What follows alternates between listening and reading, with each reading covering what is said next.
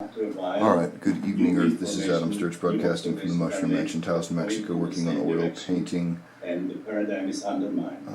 What did I call this one? Oh yes, thoughtless. That's funny. Okay, so I'm going to put in this little swoop and dip of brushes work here. This is going to be an end table. That's going to be the edge with the candle sitting about right here. Two lines going down there to define, or this edge will define the edge of it, and then I'm going to have her sitting on the bed, sort of at a kind of like Lucien Freud's painting of the chicken bed. And then from there we're going to have the light emanating that's kind of dissolving or creating the scene as the colors layer. That's the intent. So I've got some blue, a couple of ochres of brown, and some violet next to it. So light blue, violet. And it's allowed to come with wilder and wilder alternatives until one alternative emerges as the new paradigm, and that becomes this obligatory set of rules for the next period until more observations that challenge that new paradigm. Usually you also rewrite the history. I forgot the white for the candlestick. You have new heroes. Alright. Foresight, something that we better see it the way it's now becoming scientific fact. So in this period, you end up with anomalous phenomena, some observations that the paradigm cannot explain. So just to give you three quick ideas about the paradigm shifts. One major was from the geocentric to the heliocentric system. I don't know if you are aware of the fact that it took 100 years from Copernicus to Siderius Nuncius until it was accepted. And the opposition was not just from the church, it was coming from academic circles. There were all kinds of arguments why the Earth is not the center of the universe and the sun. The other one was movement from the phlogiston chemistry, was Becker's idea that all the substances were combinations of this royal substance called phlogiston and something else. And again, there were people like Lavoisier, Dalton, who started talking about atoms, and people got fired because they don't believe in phlogiston anymore. They give phlogiston with black. The next major one that we experienced is the first 3 decades of the 20th century, the movement from Newtonian physics first to theories of relativity and then further to quantum physics that Einstein, who actually inspired the development of quantum physics, could not accept until his death. What doesn't play dies. So this is the question of the paradigm shift. Now, is there any indication that we are at a time of a major paradigm shift right now? Enormous amount of anomalous observations that came, of course, first from quantum relativistic physics, but now we have the sciences that study consciousness, enormous amount of anomalous phenomena. Somebody is being operated on, they have cardiac arrest, they might even have flat EEG, and consciousness goes out of the body, and they're watching what's happening to them. They decide to go for a trip, they go through the walls, check what's happening in other rooms of the building, or they go through the ceiling and check what's happening around the hospital, or go and experience something that's miles or hundreds of miles away. And if you have an open-minded researcher, you would come that these things are actually happening. It can be confirmed.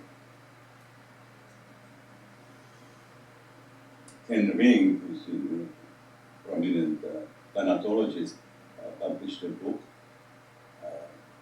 which is called Mindsight, which is a study of a group of people who are organically blind from birth. And when they had a near-death experience, when the consciousness left the body, they could see what's happening in the room. And he came up with the concept of veridical out-of-body experiences. Not only do they see for the first time in life, but what they see can be verified by people, who have the gift of vision. Now, this is a paradigm challenge if I've ever seen one. Now, you don't have to have a medical education to know that if you have your eyes closed, you should not be seeing anything from the outer world, let alone watch it from the ceiling or see something that's happening 1,000 miles away. So we have any number of those kinds of observations from psychedelic research, from thanatology, we have parapsychological research that has been questioned, observations from powerful forms of experiential psychotherapy, like holotropic breathwork, and we see these kinds of things. So I will focus today on what we have seen that challenges the current paradigm. Now, you will see that if you look at these observations and experiences from holotropic states, psychedelic and the other forms, there's not much left from current psychology. This is all based on fundamental wrong premises. Now, this is very, very important. It's that we want a correct way of understanding the psyche, so we can also treat it, in a correct way. But since this is a psychedelic conference, this kind of revision is important, because until that happens, the academic circles will not embrace psychedelic research. That therapy is happening by inducing experiences that we consider pathological, psychospiritual death, rebirth, past life experiences, archetypal experiences, something from the collective unconscious. When it happens spontaneously, people get diagnoses. They would be what people are.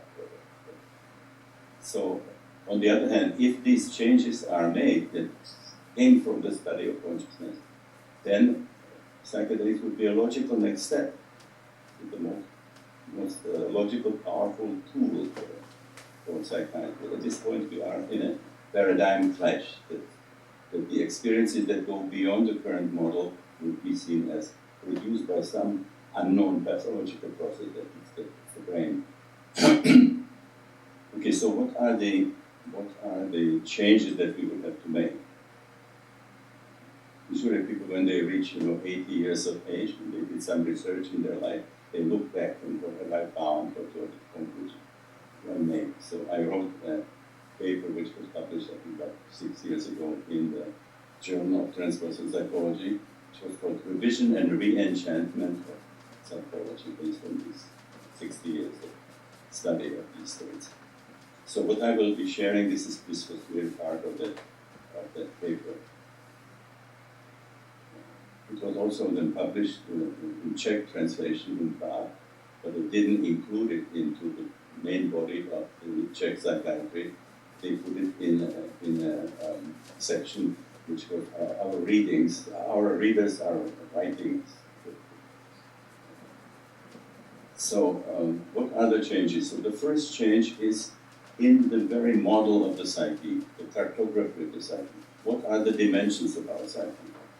And we are using a model which is limited to postnatal biography and to the Freudian individual unconscious, which is also a derivative of individual postnatal biography.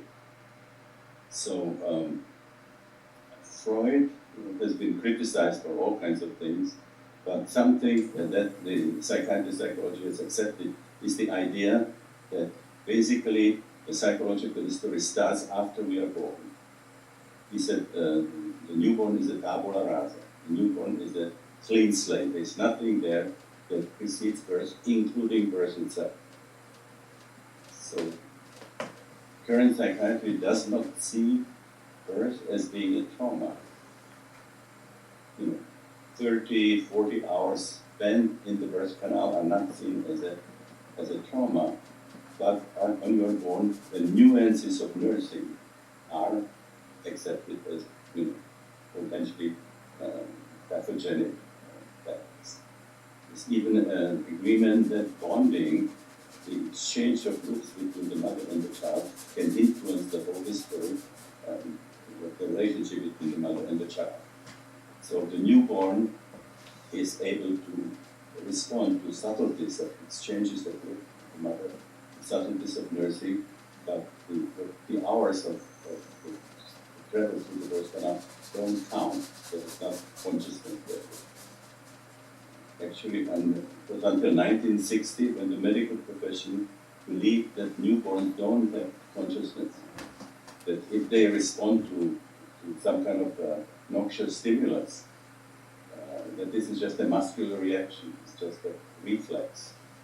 So this was 1960, that they started sort of considering it, and I think about a year ago there was a paper that came from Oxford.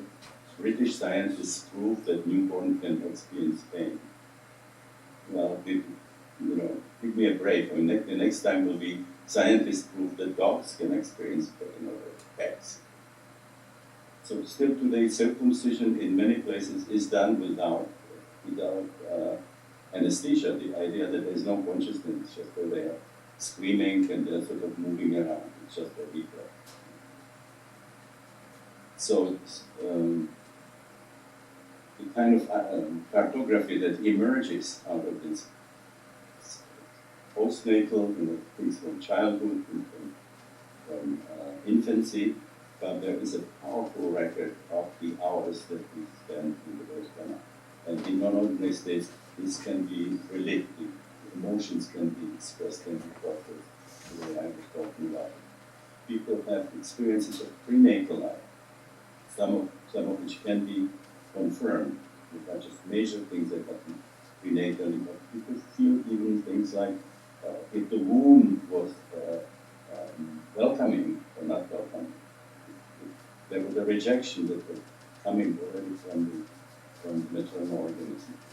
Even if it was psychologically, let alone if this was like our age incompatibility, where the fetus was for 9 months was actually attacked immunologically.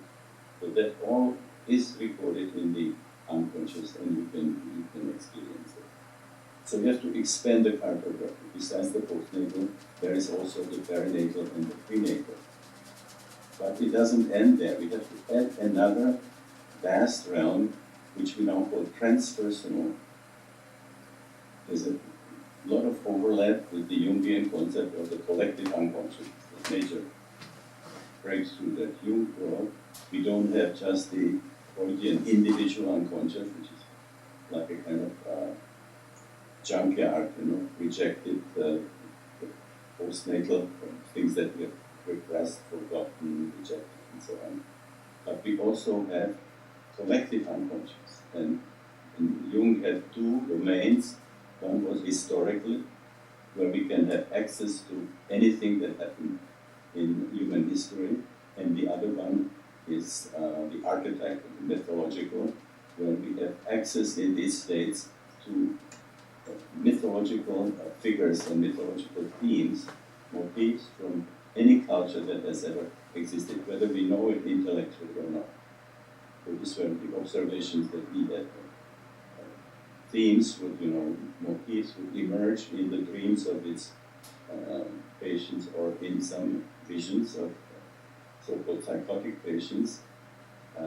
That didn't make any sense until he discovered some kind of a culture that had this part as part of mythology, something coming from the Gnostic tradition or from Hindu culture or some other parts of the world. So we have access in these states to anything that happened in human history, in principle, potentiality,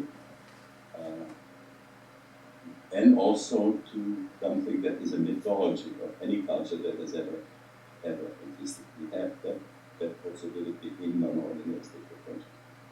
So the image of the psyche that is emerging out of this work starts resembling what we have in the great spiritual philosophies of the East.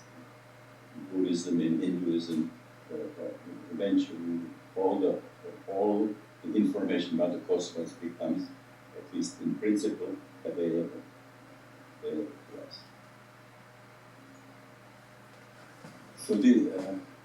second area where we would have to change our thinking in psychiatry would be, but how deep do the roots of emotional and psychosomatic disorders go? Again, in academic psychiatry, if something is not organic, if it's not biological, it started sometimes after we were born. And then we have, in classical psychoanalysis, we actually can determine the time that it's supposed to be started and link it to stages of the libidinal development. So if you have alcoholism, addiction, it would be the oral, that is the passive oral, before the teeth come. We also, in some of the psychoanalytic works, they linked schizophrenia to the oral, some major problems happening between the mother and the child in the passive oral stage. Manic depressive disorders were linked to the active oral, was already biting, already key. Then obsessive compulsive neurosis, which that started like at the time of the toilet training, 2 or 3 age. Then hysteria, either anxiety hysteria, which would be phobias, or conversion hysteria, those would start at the time when you're 4, and it's related to some major sexual abuse. So this was the scheme that was developed from the early psychoanalytic work. If you work with holotropic states, psychedelics and so on, you will find out that you will always reveal that there are significant connections between the emotional and psychosomatic problems and what happened in our childhood or infancy. Very much the way it's described in psychoanalysis, but the problem is not the whole story. If you have some powerful method of exploring the unconscious, which could be again psychedelics or some powerful form of psychotherapy, or spontaneous episode, for spiritual emergency, diagnosed with psychosis, then you will find out that there are deeper roots of these problems. A lot of these issues could have roots in the perinatal domain, links to one of the stages of birth. When I was studying these kinds of experiences that people had when the regression went to birth, you can find actually 4 experiential patterns. I call them 4 basic perinatal matrices. One constellation of emotions and physical feeling associated to the state of being still in the womb before the onset of the delivery, or then the second matrix would be the situation where there are contractions in a closed system, where the cervix is not open. Then the third matrix is when the cervix opens up and there's a struggle through the birth canal, and the fourth matrix is coming out. So you can link specific types of emotional problems, psychosomatic problems, having a roots to one or the other perinatal matrix. For example, claustrophobia would be linked to the situation when the womb contracts and there's or trapped. So the beginning of birth is recorded in memory and starts surfacing. We would experience claustrophobia, with the feeling that the whole world is closing in, we have difficulty breathing, and we have to get out of the environment that brings this kind of association, like a subway or elevator, small room without windows, and so on. The third matrix, for example, just to mention a few, that involves also sexual arousal. In that stage, the choking and the pain generates energy which has all the characteristics of sexual energy. It's literally indistinguishable. Freud brought the idea that sexuality doesn't start in puberty, that it starts already on the breast. oral, anal, urethral, phallic, and so on. Now, this is even more mind-blowing that our first encounter with sexual energy was before we were even born. Now, why this is interesting is that it means that our first experience of sexuality was in a very precarious situation. We were inflicting pain on another organism. Another organism was inflicting pain on us. We were choking. We experienced pains. We were experiencing enormous anxiety. We were experiencing pressure on the head.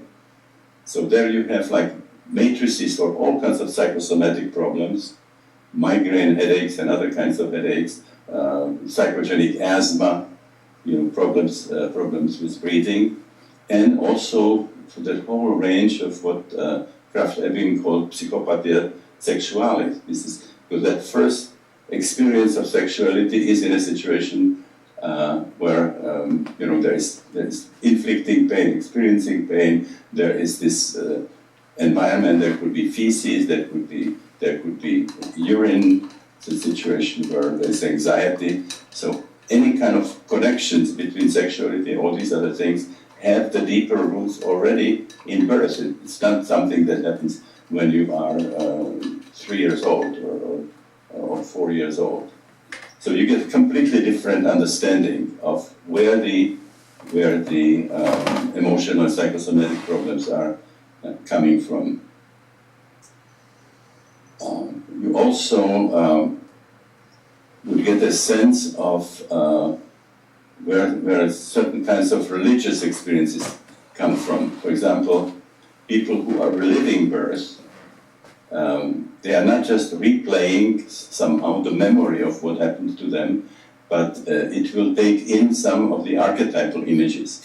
So the whole process then becomes experience of psychospiritual death, rebirth. When you are reliving birth, you are emerging. You don't just see the light of the operation room or the light of the day if you were born outside of the hospital, but the light would have what Jung called numinous quality. It feels sacred, feels spiritual. So it's a combination of very biological rebirth, but also a very major spiritual opening. So this type of experience, death and rebirth, is something that's essential in the ritual and spiritual history of humanity.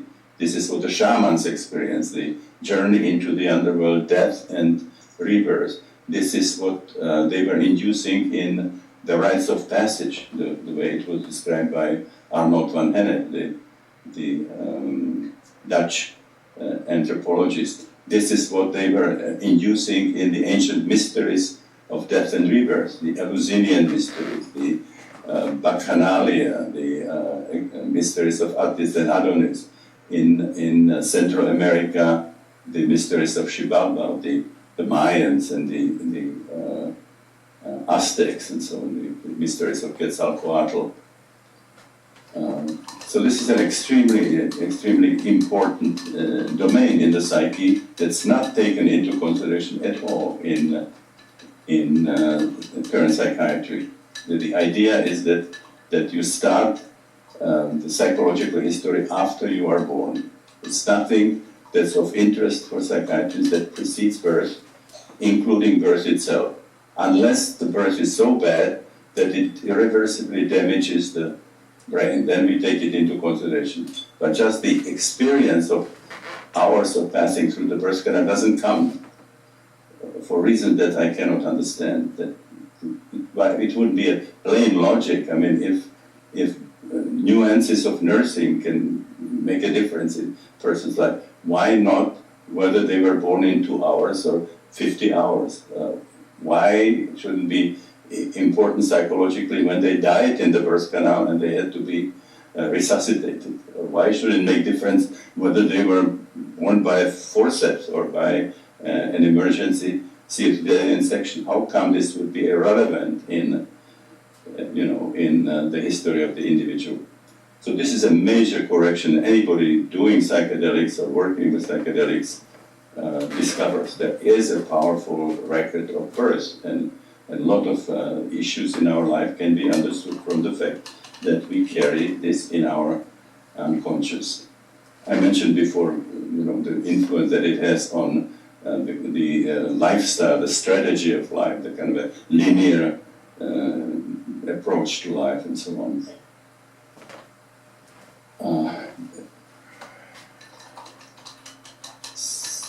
Then we have the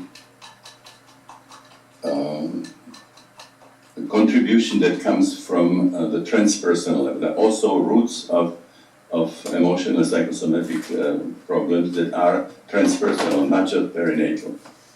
So, for example, I've seen quite a few issues being resolved in connection, people having experiences that they felt were memories of a previous lifetime. We do not only have experiences that coming from another century, another country, but you have the... Alright, so keep in mind that's got a very long way to go. It sets in the general forms, which I want to exaggerate and kind of drown with layers of light, bright colored glaze, and sort of make the candle radiating these color patterns that will be sort of dissolving and moving the form in and out of focus. But that's it for the moment. That sets up the stage. That's Adam's Sturch broadcasting for the Mushroom Nation, Tales of Mexico, working in oil painting, thoughtless. Have a good night, Earth. Experience as a kind of a carryover